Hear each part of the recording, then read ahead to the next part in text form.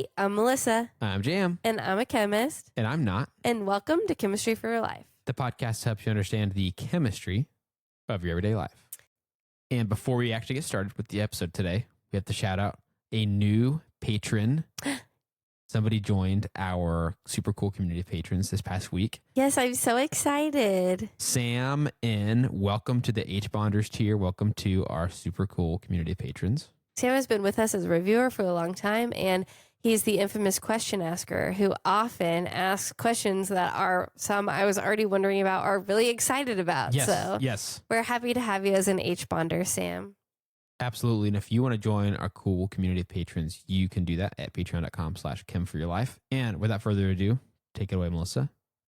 Okay, Jim, this is my Christmas gift to you, my holiday gift to our listeners. Okay. This whole episode is basically just a fun facts episode. Oh, nice. But about peppermint oil and candy canes. Nice. Okay. Isn't that exciting? It's very exciting. I like it. So I was trying to think about a good way to organize this into a story, but I just kept finding more interesting things. And most of the chemistry you kind of already know about. So I was like, it would just be more fun to tell you all the interesting things. Okay. Yes. So it's like your reward, only your whole episode is your reward. And do I have to remember every fun fact and list them back to you at the end? I don't think so. I guess we can decide as we go. Maybe I could just at the end share like which one like was the funnest, factiest to me. Of all. Funniest, factiest of all. Yes. Funniest, for all factiest. For all of humankind this holiday season. All of humankind. That's who you speak for, huh? Yes. Well, okay. Just, you said this gift is for everybody, so I don't know. It is. It's a gift for all. Okay, so. For unto us, this episode was made. That I immediately heard that in the Linus from Charlie Brown voice. Oh, yeah. You know how he like goes up with his little blanket and starts telling the story? Yes. I don't think I watched Charlie Brown Christmas last year. I should watch it this year. I tried to get my son to watch it, and it was just a little too slow for him. Yeah, he was not interested. He was like Daniel Tiger, I bet. Yep, 100%. Okay, so today's episode, we're going to talk about candy canes because it's candy cane season. Okay. Okay, so candy canes are sugar, water, and peppermint oil. Okay. And do you know what that peppermint oil actually is? Like, take a minute and think, what is peppermint oil? Okay. What gives candy canes their flavor other than sugar? Yeah. Oh, man. Huh. Okay, here's one theory. I feel like you're about to make a joke based on the look on your face. One theory is this. That I know that mint is a thing that grows, plant. I've seen it. I've known friends who've grown it and stuff like that, and they use it for stuff. Yes. One option could be that there's just a variant of that plant that is peppermint that has a different vibe to it and stuff like that. Other theory, just while I'm at it, what if you grew some mint in the same pot as some peppers? And that, just the nearness, gives it a different flavor. I knew that you were going to make a joke. Just, like people influence each other. We kind of all bounce off each other. We're all better people from the people that are around us. And what if that's the case if you put some peppers and some mints together? I kind of hoped you were going to make like a North Pole joke. Like maybe peppermint oil is the oil that it's like cooking oil in the North Pole. But you didn't go there. I didn't go there, yeah. Okay, so you're right. Peppermint is a mint plant. It's a specific, it's actually, I think, a hybrid of two others, but it occurred naturally as far as people can tell. Interesting. And peppermint oil is mostly made up of hydrocarbons. I didn't even think about like trying to get in the molecular side of it and trying to theorize about what it was inside of that. That's how you can tell I sort of see the world differently, as I assumed that's what you were going to go.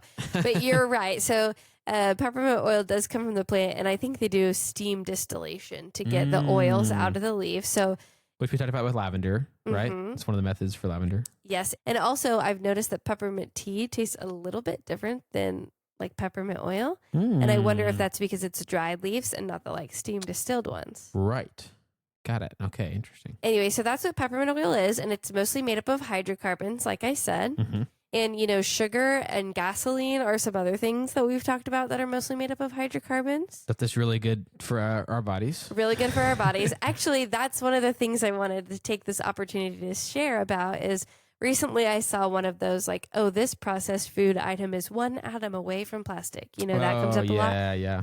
And I always am like, what atom? Like, which of the atoms do you think it is? Because plastic and many other things are made up of atoms of carbon, hydrogen, maybe a little bit of oxygen, sulfur.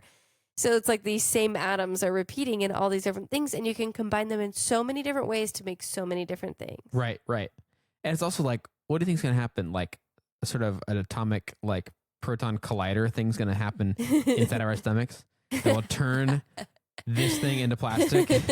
Yeah, exactly. That maybe, or maybe a polymer reaction to polymerize that thing into plastic. Obviously, all kinds of reactions happen, but it feels like people that make claims like that, it's like they think something's going to turn into something completely different in our stomachs and kill us. Well, I don't think that's going to happen, but okay. I do always like to take the opportunity when I can to say that much like so many other naturally occurring products in our world and man-made products in our world, like lavender oil had some of these same basic components, is carbon, hydrogen, oxygen, and nitrogen. And they can be combined in so many different ways to make so many different things, which is really the fun of organic chemistry. Like, it's almost like you've got some Legos and you can combine them in infinite ways to make different molecules. And that's what nature did for us. So. Dang. Yeah. I like that. So I really love taking the chance to talk about them whenever I can, but also like vanilla extract and lavender oil or extract that we've talked about in the past. Peppermint oil is complex. There are up to 80 different components of peppermint oil. And I do think we talked about that with vanilla too, right? The quote unquote pure version is what people say is the one that's like naturally extracted from plants. Right. But that one is often not a pure one molecule. It's made up of all these different molecules that give it a depth of flavor. Right. And peppermint oil is the same way. It's not just one molecule that makes up peppermint flavor. There's one predominant molecule, and we'll talk about that. But there's also a lot of other different compounds that are present that sort of give it a like a depth of complexity of flavor. Okay. So they're not pure when you get them from nature in the sense of like one purified item. Okay. It's really a complex mixture that's really hard to recreate, honestly. But the main flavor, could you possibly guess what it is? What the main flavor component is in peppermint? I'm not really sure how to connect the two things other than I know that obviously like, oh, I was about to say something and then it gave me the answer. Menthol. Yes. What were you going to say? I was going to say, other than connecting like menthol cigarettes. And then I realized like, oh, duh, menthol is the answer I'm looking for. Yes, menthol is the answer you're looking for. Yay. Nice. So menthol is the main flavor that is present in peppermint oil, and it is also in some cigarettes. It's also in a lot of other things too. And the structure of it is actually just a 6-membered carbon ring that's sometimes called cyclohexane for those organic chemists out there. And it has a alcohol group on it, which that's a functional group. We've talked about functional groups before. So that's just an arrangement of atoms in a specific way. So the alcohol functional group is an oxygen or a hydrogen. I sometimes call them OH groups. Mm-hmm. And then also it has 2 other functional groups that are just some carbons. There's a group of 3 carbons and 1 single carbon. We talked about the names for those all the way back in the alcohol episode. Right. So that's the structure. That menthol is also used in other things besides menthol cigarettes. Can you guess what they are? And also listeners at home, we want you to guess too. Menthol used in other things. I mean, isn't it used in like some like lotions and stuff, some skin stuff? It is used in some skin stuff. There's one specific one that stands out in my mind, which is Vicks Vapor Rub. Oh, dude. Yes. Yep. The smell in Vicks Vapor Rub is stuck in my mind as being paired with menthol. There's some other stuff in there too, but And then it's also used in some cough drops because I don't know if our listeners can tell, but I had an annoying cold last week. And I'm still on the cough drops, and there has been menthol in some of the cough drops I've used. Yes. I used some also a couple weeks ago whenever I had the flu, and then I had just lasting yuckiness. Yeah, that's what I have, the lasting yuckiness. Yeah, and the cough drops and the menthol specifically in them is the thing that feels like something's happening. Yep. You know what I mean? Even if it really just you're riding out the clock. Yeah. That menthol feeling or whatever, is that what it is? Is that what's causing that feeling in our mouths? We're jumping ahead, but I'll definitely just go with it. Okay. So, yes, the reason menthol has been used in medicine is because in a similar way that the capsaicin molecules in peppers can bind with our heat receptors, the menthol molecules will bind to our cold receptors and make our brain think, oh, a cold thing is happening. Oh my gosh. So this is another old episode we could revisit. There were so many little lessons in here that I couldn't just pick one. Totally. So go back and listen to find out isopropyl groups. Go back and listen to find out about how capsaicin works. But menthol has a similar function in that it activates, we must be feeling cold. Yeah. And therefore has a slight pain killing effect. Interesting. And so you feel that cool instead of pain. Yes. Dang. Wow. That's crazy. Yes. And it actually has been used in medicine for several thousand years. There's even records back to the Greek, Romans, and ancient Egyptians using mint and peppermint. And it's been used in modern medicine, obviously in cough drops, but also it's been used for peppermint oil specifically, has been used in capsule form to treat IBS. Oh, wow.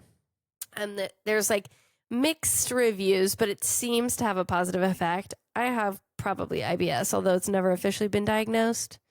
And I know several other people who do. And so I was like, wait, for real though? Could we just pop some peppermint oil? That would be excellent. You should try it because even if it's just anecdotal or something like that, if it works, why not?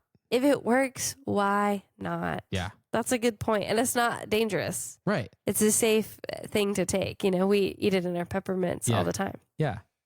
So it also, though, this is pretty amazing to me.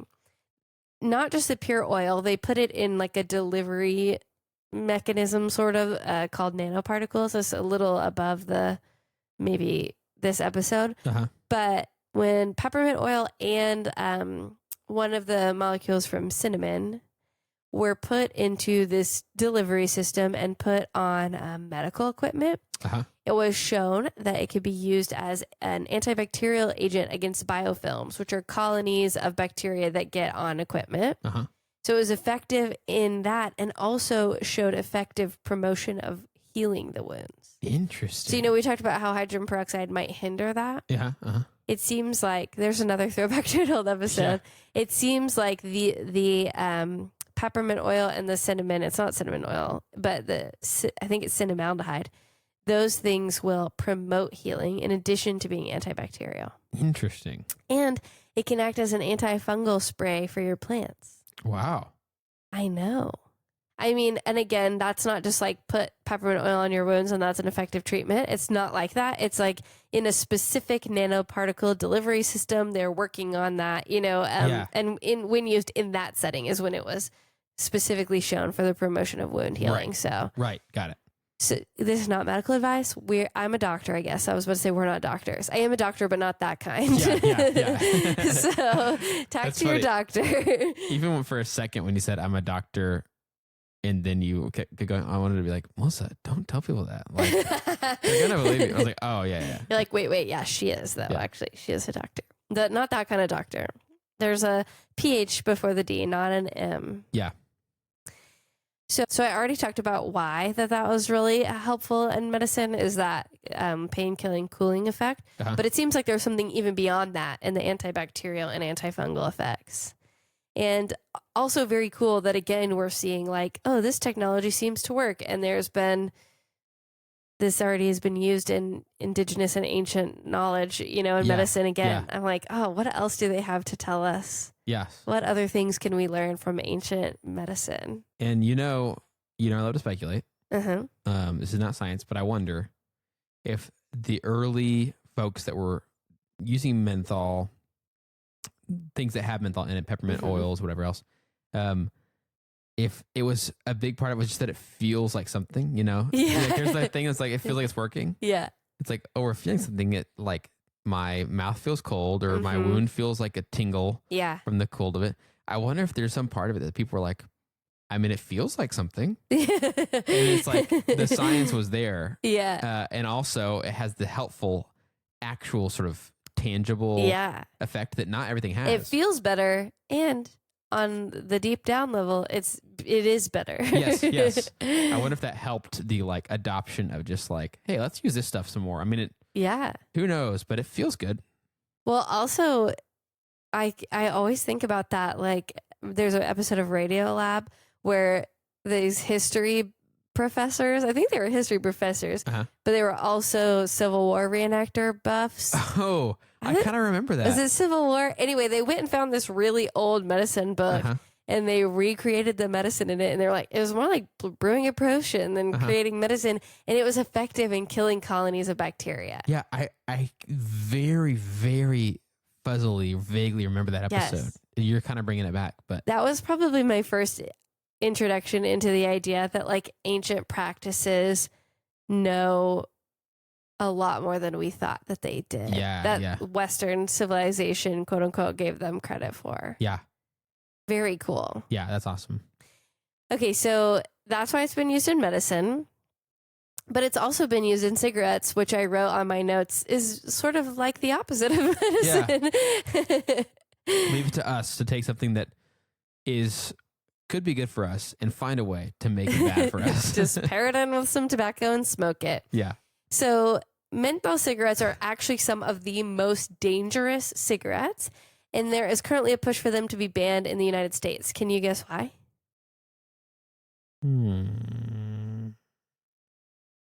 This is such a fun episode. I'm having a great time. I am too. I also love there's so many questions for me to think about as we're going. Active learning practices. Okay, here's a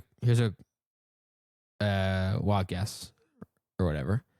Does the pairing the menthol with the other stuff that's going on in there in the cigarettes, does it create higher chance of like radicals and stuff like that? That's a good guess. Cancer, or does it somehow like affect the mucus lining in our mouths and make the other bad stuff in cigarettes worse? So that's what I was thinking at first when I saw that they were banned, is that it must be something like that. But it's actually because of the flavor and the pleasant cooling and pain killing effect. So for the same reason we put it in cough drops, people put it in cigarettes. And that means that according to MD Anderson, the Cancer Center website, people who smoke menthols tend to inhale more deeply and have a harder time quitting smoking. Right. So the health effects of smoking have a disproportionate impact on those who have a higher rate of menthol use. Right. You make the cigarettes tastier. Yep. You're going to smoke them more and not want to quit. Yes, exactly. Okay, that makes sense. And there's this pain killing and like soothing effect. So you can, I don't know if that's why you can breathe more deeply. I'm not a cigarette smoker, but that seems to also play a role in the fact that you're breathing more deeply when you breathe in this menthol. Yeah. So in 2009, all flavors except menthols were banned. Right. And now they're working towards banning menthols as well in 2022. So in April of 2022, I saw something come up that they're working. FDA, I think, is being petitioned to ban menthols. Dang, interesting. I know. I really thought it was going to be something that was like an unintended sort of consequence of like. Me too. Menthol also just does this other thing in our mouths or lungs in our or lungs, something. Yeah. That's what I thought. Like, oh, it must be fine to eat, but if you breathe it in, that's dangerous or something. And also the reason I even went down that like weird hypothesis about the mucus lining is because I read somewhere that's true about drinking alcohol and smoking anything.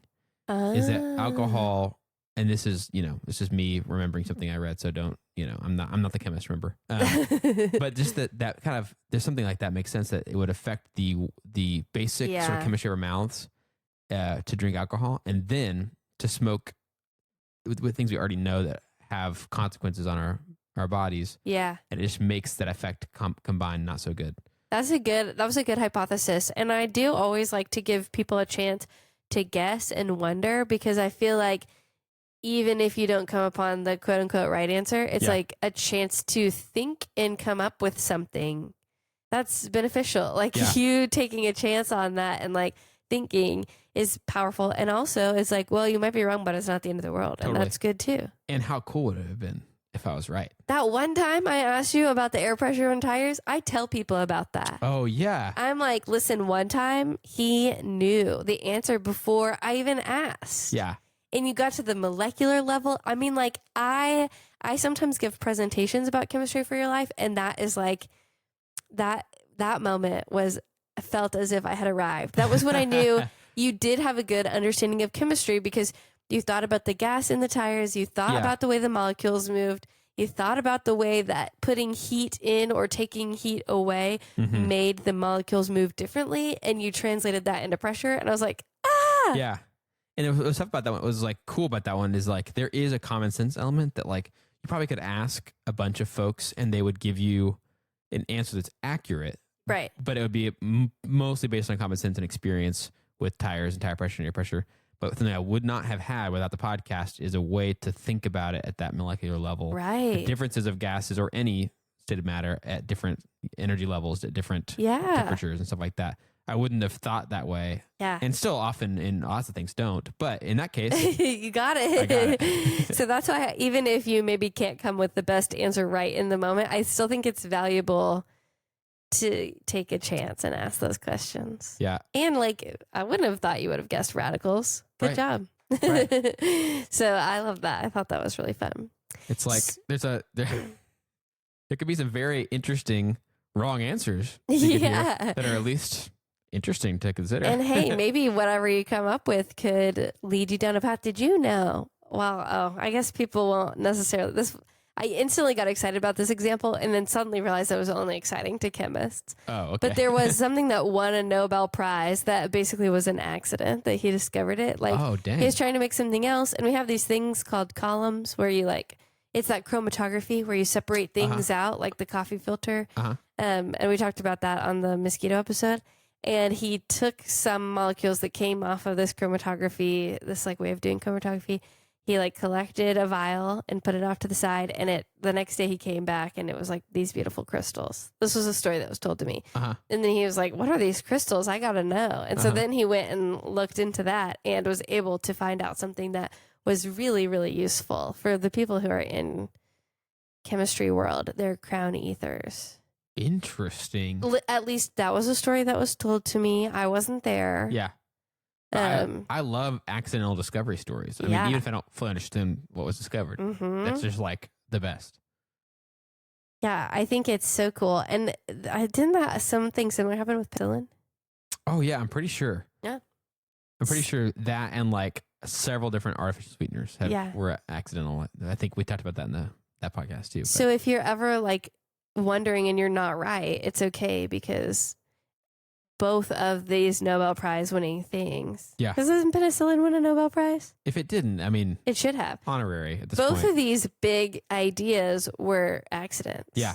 Were technically mistakes. Yeah. So mistakes are good. Yeah. They're valuable and beneficial. Yeah. Okay, that was a tangent. I'm like so excited to talk about this that I'm like, I'll tell you all about my teaching philosophy too. I didn't take my ADHD medicine today. It's worn all off. So you're getting the raw, unfiltered version of me. Okay. So yes. So back to what we were talking about. In 2009, all flavors except menthols were banned in cigarettes. And now they're working towards banning those as well. Okay.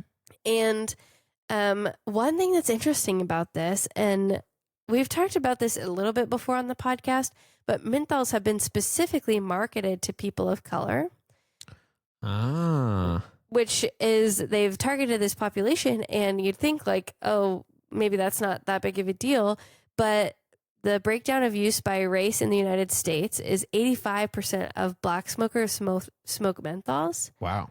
Compared to 30% of white smokers smoking menthol. Interesting. And then other populations like Hispanic smokers, it's about 46%, and Asian Americans, it's about 39%. And really, hopefully, people aren't smoking, right? Smoking's not good for you. But because of what we talked about the fact that people who smoke menthols tend to inhale more deeply and have a harder time quitting smoking, that means that these populations are disproportionately affected by the health effects of cigarettes. They're even more on having a greater impact. So those communities are placed at a disadvantage based on the fact that they were marketed to in this way. So by working towards it doesn't seem like this, right? Like, we're just going to ban menthols because it's better.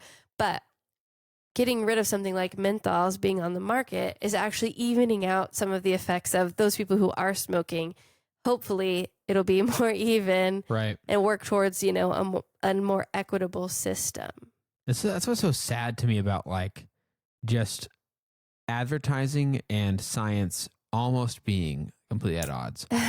Advertising, depending on the thing, obviously I'm making really general statements. Depending on the thing, advertising wants to use only as much science as helps it sell more. It's just the interest for a long time in many industries, not every, is not about, it's only about the bottom line of how much you're selling. And if you think you could sell more by doing something that's maybe not even the best, they did it. They did it. They did.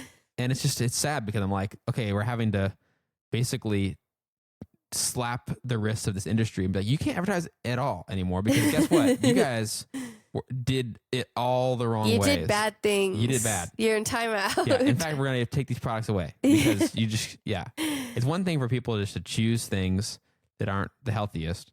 Another thing if you like trick them. You advertise to that population. You make this population think in some way, if they have this product, it's going to feel better.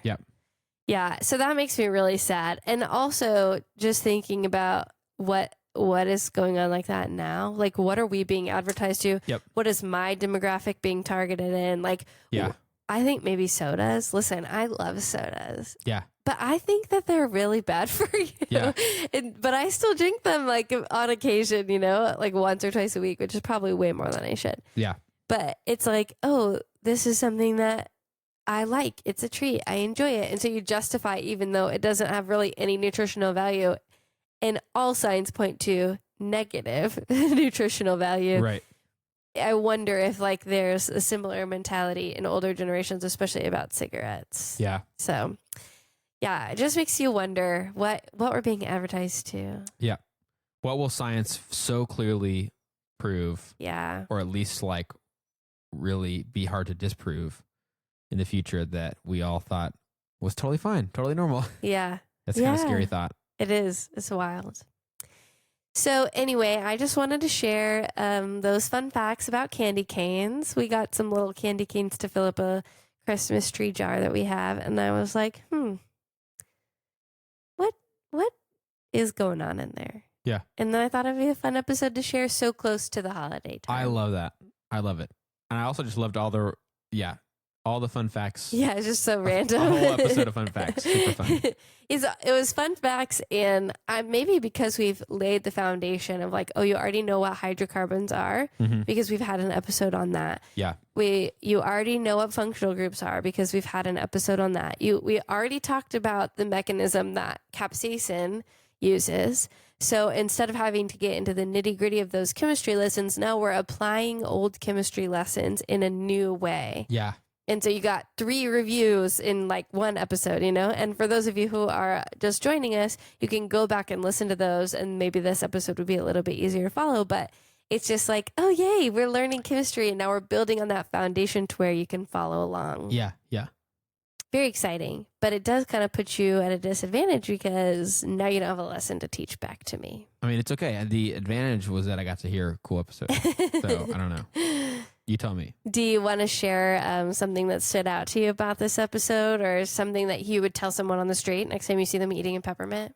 Oh, definitely. I think the most like memorable thing for me going forward will probably just be the linkage to menthol and the cooling feeling to spicy food and the hot pain feeling. And that there's similar things at play there.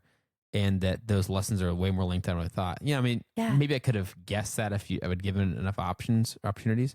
But the feeling is super different. They both give a tangible feeling in our mouth more than other foods that we eat. But I would not have thought it was exactly the same thing happening. So that is super cool. So I would tell someone on the street, hey, do you know that peppermint, what's happening in your mouth right now is similar to what happens when you eat a really spicy food. That's a It's good just one. different. I bet that would hook somebody. They'd be like, tell me more. When I did go to a curly hair salon, they washed my hair with a cleansing shampoo thing that was peppermint, and my whole head was tingly. And I was like, is my head going to fall off? Am I having an allergic reaction? But it was that feeling. It was that cooling feeling, but on my head, which I've never had that there before. So now I wondered, like, oh, that was weird. And next time, if I go back there, it'll be like, I know what this is from. So that's kind of fun because I also hadn't made the connection between those two. Yeah, that's awesome. So that was exciting. And also, anecdotally, yes, when I'm sick, I drink peppermint tea a lot. That's like my favorite kind of tea. And my stomach did seem less upset when I was sick than it had. Nice. And I when I was writing this episode, I read the facts about IBS to my husband, and I was like, what if this is why my stomach has been less upset? Yeah. Amazing. So who knows? Yeah. You might want to go look up the information about IBS and peppermint if you're one of the new phrase on the internet is hot girlies with stomach issues. That's funny.